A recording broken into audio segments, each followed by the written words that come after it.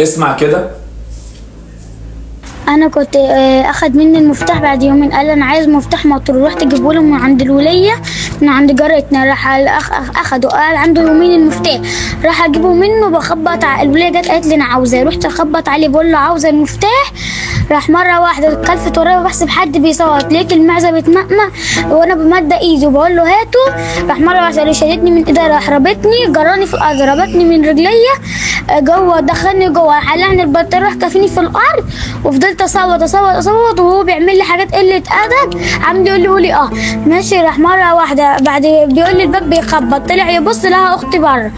جت على صوت السويت، راح ماشي، راح فتح لها الباب، قال لها لو قلت لحد راح رفع لها السكينه على رقبتها، ماشي، راح فككني، راح بعد ما خلص راح مطلعني بره، ولما فتح الباب لاختي راح مهددها بالسكينه. طيب انا هكتب الكلام اللي انتوا سمعتوه دوت وعشان تفهموا